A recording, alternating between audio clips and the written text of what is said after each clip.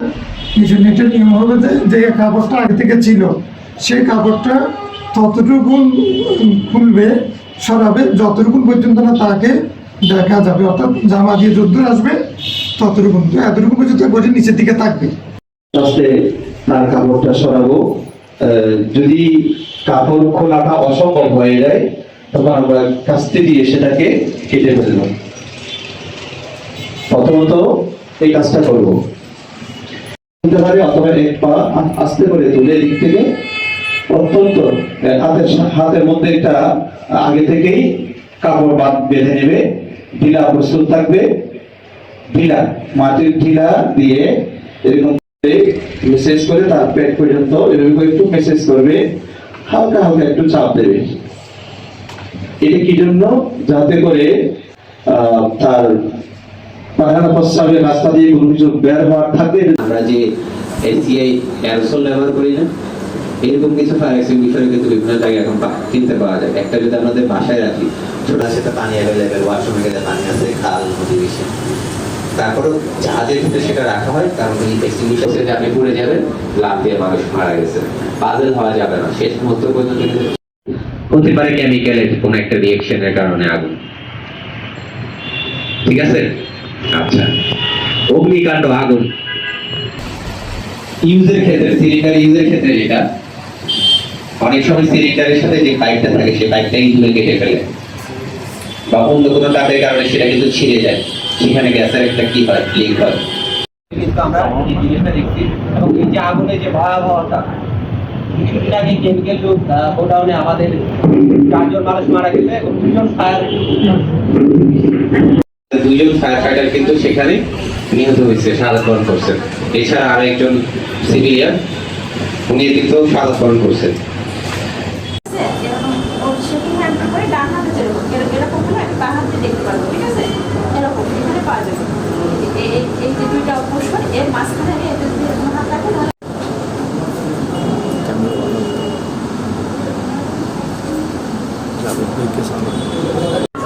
উপরের লাইনটা উপরের চিত্রের পাশে দেখেন একটা সবুজ কালারের নাম আছে, দেখতে পাচ্ছেন? জিহ্বা দ্বিখণ্ডিত, এটা আমাদের পরে কাজে লাগবে, নোট করে রাখতে পারেন। ওকে, সাপ বাংলাদেশে 3 ধরনের সাপ পাওয়া যায়।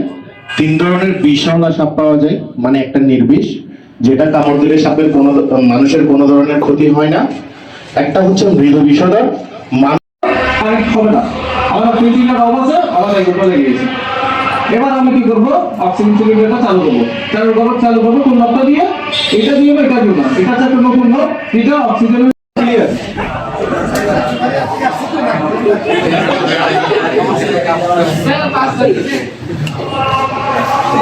আমরা জানি সম্পর্কে কিছু না জানা তথ্য, কিছু কুসংস্কার, এবং সাপে কামড় দিলে কিভাবে আমরা একটা মানুষকে বেশিক্ষণ সার্ভাইভ করাইতে পারবো, মানে ফার্স্ট এইডটা। ঠিক আছে, ক্রাইবেন্ডিস, হ্যাঁ, যেটা ভাঙা চোরার জন্য ইউজ করি আর কি আমরা।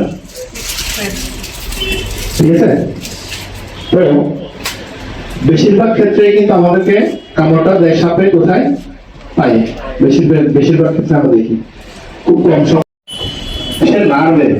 নার্ভ, মানে রগের মধ্যে হচ্ছে তার কি শুরু করবে, প্রথম প্রতিক্রিয়া শুরু করবে তার রগের মধ্যে। হ্যাঁ, 2 ধরনের সাপ আপনাদের সাইডের মধ্যে দেখেন, আমি 2টা সাইড দিয়েছি। একটা হচ্ছে বিষধর সাপের, ঠিক আছে, গাছ নিয়ে এবার আমরা কি করব, আমরা তো দেখতে পাচ্ছি না, 2 পাশে এভাবে দিব। হ্যাঁ, এভাবে দিয়ে ক্রাইবেন্ডিসটা দিয়ে কি করব, পেঁচাই দিব। ক্রাইবেন্ডিস থাকে, ক্রাইবেন্ডিস পেঁচাই দিব, আর যদি না থাকে এক্সট্রাক্টটা ওনা দিয়ে এখান থেকে এদিকে একটু চাপ দিয়ে বাদ দিয়ে এদিকে এই করে দিব, আর এরপরে রেস্ট, কমপ্লিট রেস্ট তার হাতটা। ঠিক আছে, এমন একটা অবস্থা গার্ডিয়ান সিটা থেকে বলো। আচ্ছা, এখন পায়ে কামড় দিছে, ঠিক আছে, এবার আমি ক্রাইবেন্ডিসটা দিয়ে, ঠিক আছে, এবং কিছুটা সময়, ব্যস্ত সময় আমাদের জন্য কাটিয়েছে, বিশেষ করে আমাদের ট্রেনিংয়ের জন্য। আসসালামু আলাইকুম, আমি আমাদের আরো কিছু কন্ডিশনের এই তো